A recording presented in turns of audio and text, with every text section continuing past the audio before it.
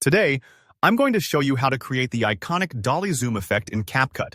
This technique isn't just eye-catching. It transforms your videos by adding a dramatic, cinematic twist that really pulls your viewers in. By the end of this tutorial, you'll not only know how to do a Dolly zoom in CapCut, but also understand exactly how the effect works, so you can adapt it to fit your own creative projects. Let's jump right in.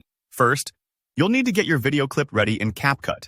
Go ahead and import the clip you want to use. Think about which part of your footage would most benefit from that intense background stretch while the subject stays sharp, maybe a surprising reaction, or a main character walking towards or away from the camera. Once you've got your clip in the timeline, the next step is to set the playhead exactly at the frame where you want your Dolly zoom to begin.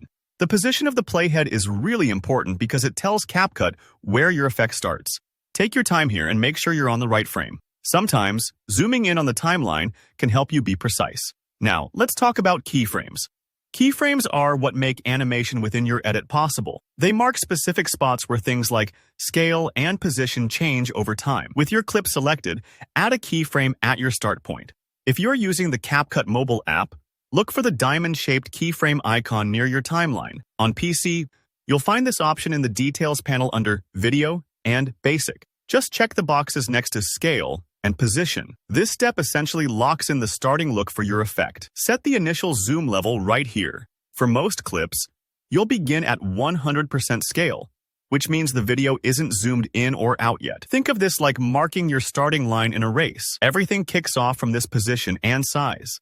Next, move your playhead forward along the timeline to where you want the Dolly zoom to finish. This could be a few seconds later, or longer, if you want a slower, more dramatic effect. The moment you make a change at this spot, CapCut automatically adds a second keyframe, which represents the end point of your animation. Don't worry if you're not sure exactly where to stop. You can always fine-tune it later.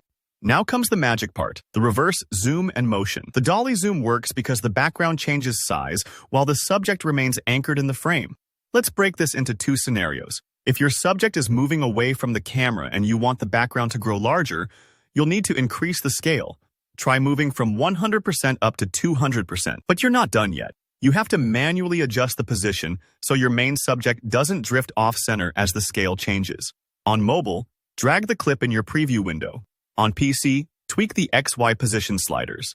Use your eyes and make sure your subject stays put, even as the world behind them seems to rush outward. For the other scenario, where your subject moves closer and you want the background to shrink, you're going to decrease the scale, maybe from 100% down to 80%. Again, adjust the position so your subject is locked in place.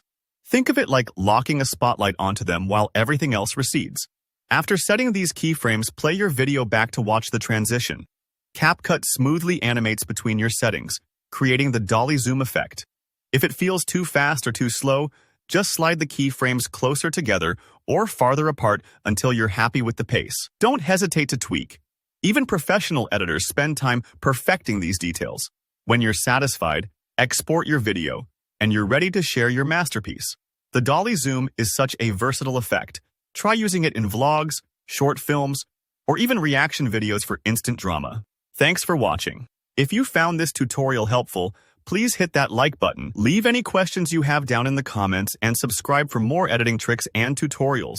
I'll see you in the next video.